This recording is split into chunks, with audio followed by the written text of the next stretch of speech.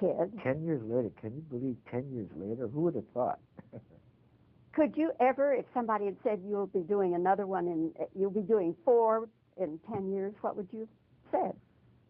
I mean, it was never a consideration. They just kept popping up every other year or so. Well, actually, between 2 and 3, I think 3 years went by. And it's been some time since number 3 that we did this one. I don't know, it just keeps happening, you know, and it's fun. It's fun. Do you think of it somehow as an annuity? I can now, provided they do about 4 more. Would you do another one? Sure. If the story's good, if it takes us to an interesting place. I like that element about our movies. We seem to always be shooting in very interesting locations. Although we did 1 and 3 were basically in and around L.A. This last one was done in New England, primarily around Boston. And the second one was ostensibly about Okinawa, which we recreated in Hawaii.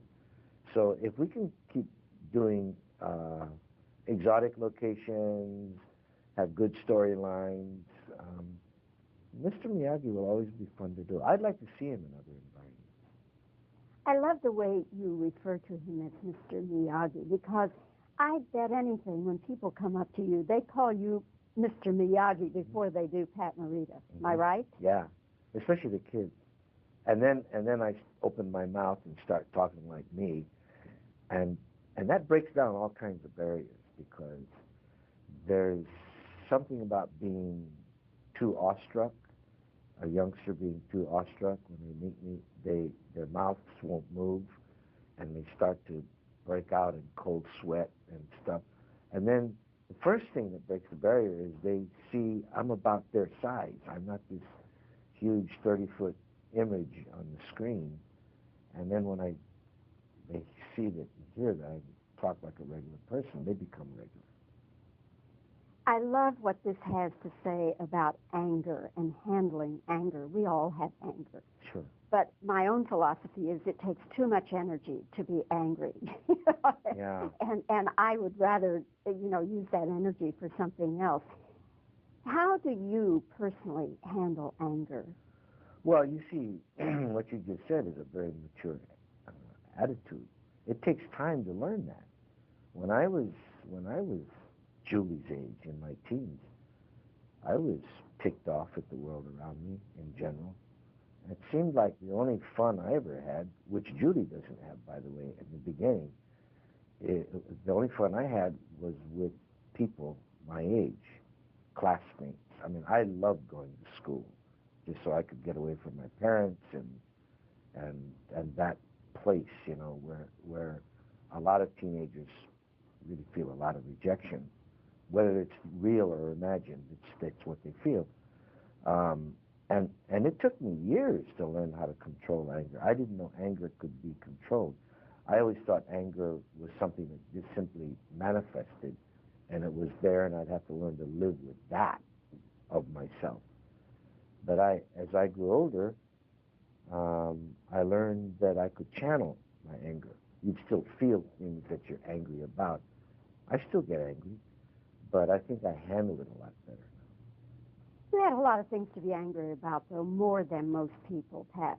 What I know of your background, you spent how many years as a child in the hospital? 9. 9 years, and you had spinal tuberculosis? Right, I couldn't walk till I was 11. And then you went right from there to the Japanese internment camp. Yes. And you were how many years there? The remainder of the war, till 1945. We got out in 45, when the war ended. So you had some things in your early life to really be angry about. Well, also we have to remember I was a kid, and a kid doesn't stay angry 24 hours a day. A kid finds things to laugh at. Whether it's, I had to laugh at myself, I mean, I used to call myself a turtle because I was prone in a plaster cast, and the only thing that moved around was my head and my arms, and I don't know. I've been very lucky in that regard. When I look, see now, when I was in camp with my parents, I was so happy to be walking and running and playing and doing and going to school and stuff.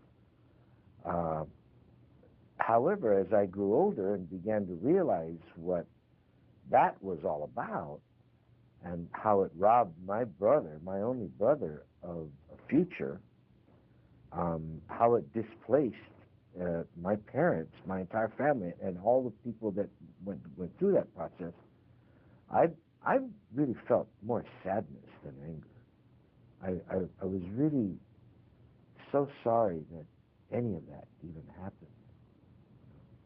But now these years are good years, aren't they? Oh yeah, yeah. I get a star on the Boulevard just before the movie opens.